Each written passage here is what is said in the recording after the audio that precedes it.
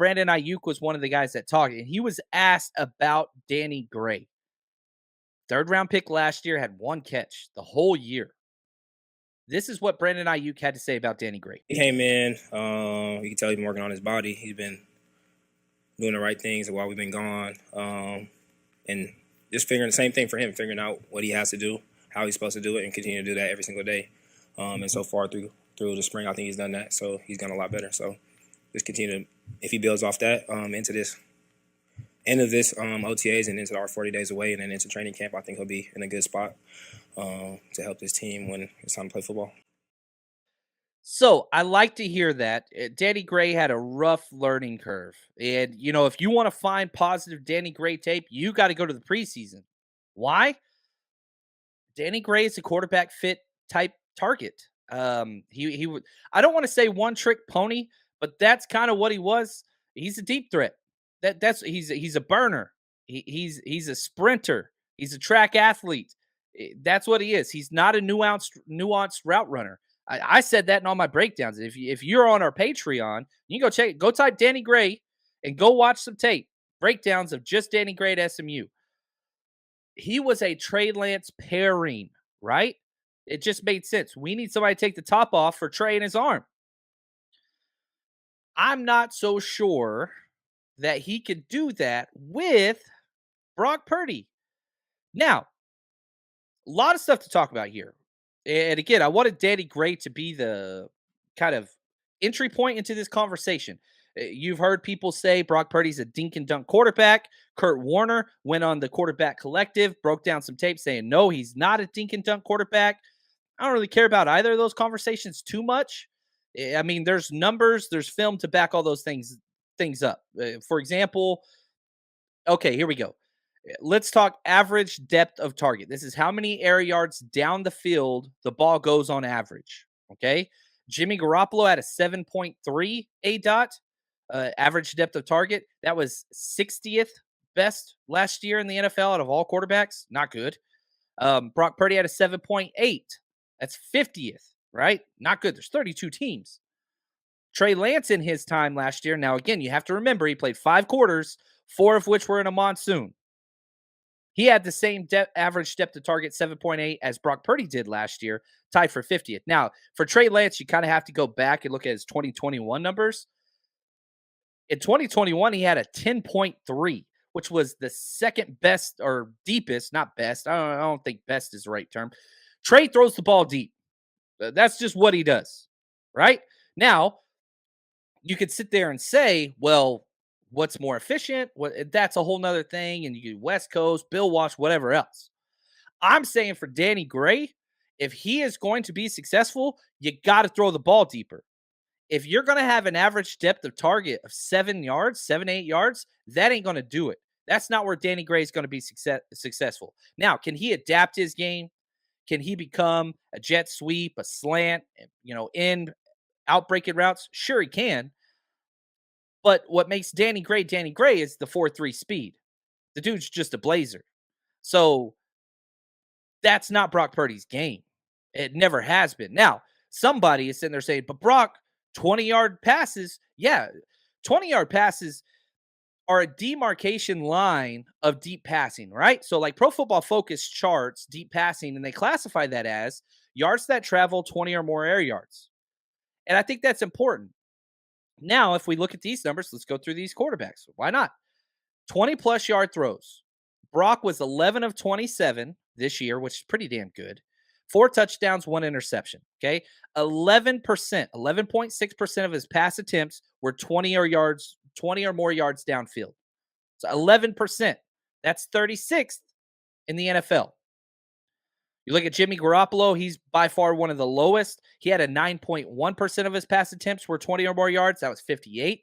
Trey Lance, 18.3% in last year, 2021. 6th most, right? So, like, what I'm trying to provide is it back up. Like, my opinion is if Trey Lance ain't the quarterback, now Sam Darnold's interesting because Sam Darnold can throw the ball deep.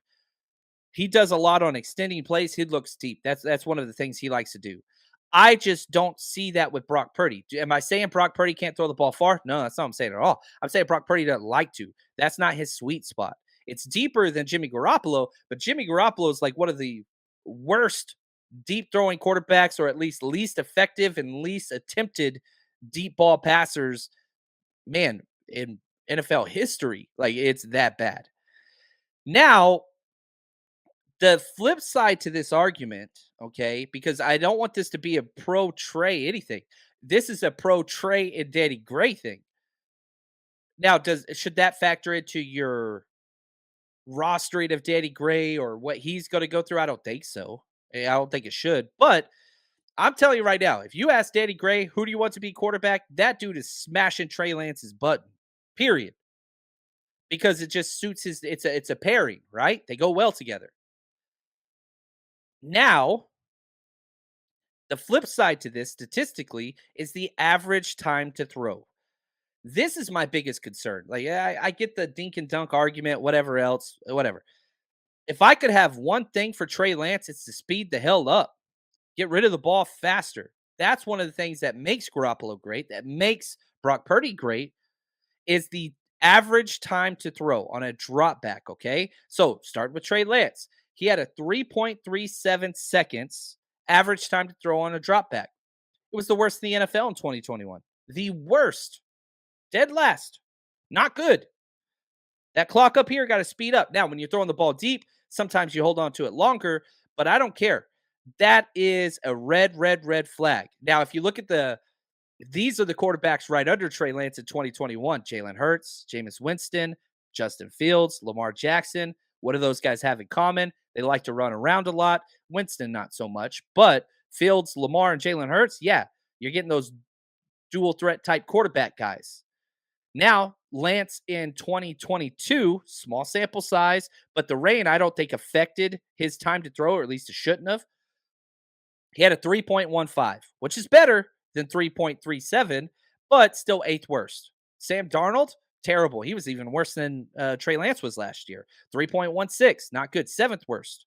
Now, on the positive side, Brock Purdy, he had a 2.84. So we're talking about 0.3 of a second. Sounds small. It matters. If you could have sped up Brock Purdy's pass attempt against the Eagles 0.3 of a second, we got a whole new story, right? But anyway, I digress. Brock Purdy was 51 best, right? So it was kind of bouncing around from worst to best. So the best is first, right? Brock Purdy was 51. Jimmy Garoppolo was 18th with a 2.53. Those are the things that I want to change. You know what I mean? That's what we've got to change. And so I don't know. And yeah, right here, laugh till you pee. Brock as a backup, I could dig that. I just want him to be 100%. I've seen this team rush people back. You know, Mostert's claims for a big reason why he left was they wanted him to come back. He wanted to do what was best for him, have surgery. Him and Kyle disagreed. He left. Jimmy Garoppolo, same thing. You know, could he have come back? Could he not have? That's an issue. I want Brock long term. I don't give a damn about the first month of this season, guys. I do, but not at the extent of wasting or causing permanent damage to Brock Purdy long term. He's 23. He's 23.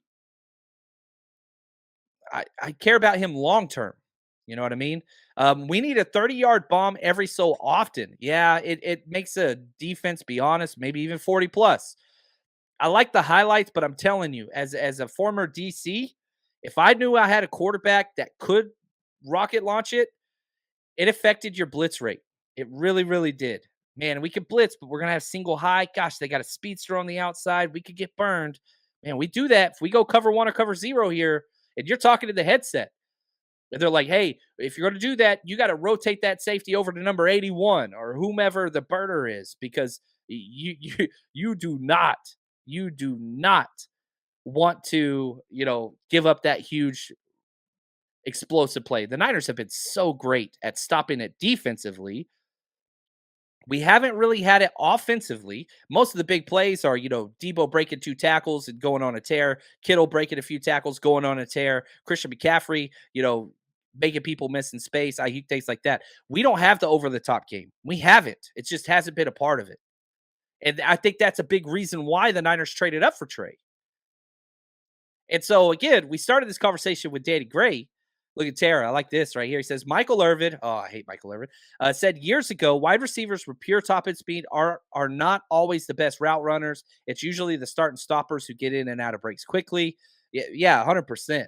Now it's not always the case, but in Danny Gray's case, it is. It's when you can rely on speed. That's your go-to, right? It's your get out of jail free card. I'll just run past them. And that works in high school. It works in SMU. You get to the NFL. Danny Gray can still do it, but if you don't have a quarterback they can put there, it doesn't even matter anymore. But yeah, I'm with you. And I guess I'm with Michael Irvin there, which I don't like saying. Uh, this guy says Lance averaged the most air yards per attempt and threw for the most yards on 10 plus air yard passes. Any quarterback in a game over the last 3 seasons. Boom, there you go. That was that Texans game. And man, that game was fun. At least from the 2-minute warning on. You remember it took a while. But yeah, I'm with you there. So and right here, yeah, makes this play 11 on 11. You got to keep them honest. You know, the biggest adaptation to stop Kyle Shanahan of late is 6-man fronts. You know, where you got 5 and 6 defensive linemen just doing a gap bear defense. And so you can't do that if you throw it outside the numbers deep. The Niners just haven't done that. And so I've had people reach out to me like, man, you don't like Brock because you don't throw deep. And I'm like, no. I'm saying that I love freaking Brock, man. I love Brock, but that's just not his game. It hasn't been a part of his game. Could that change? It wasn't at Iowa State. It wasn't last year in a very small sample size. Now he's coming off the UCI. Is that going to develop now? I don't think so. But that's not his game. And it doesn't have to be his game. I'm not trying to say it has to be. I'm telling you, Trey Lance has that naturally. And so that is one caveat of why I find Trey Lance fascinating. But if Trey Lance is going to hold the ball that damn long, it doesn't matter, right? Like, I want Brock to throw the ball deeper. I want Trey to speed it up. That's it. The 49ers Rush Podcast.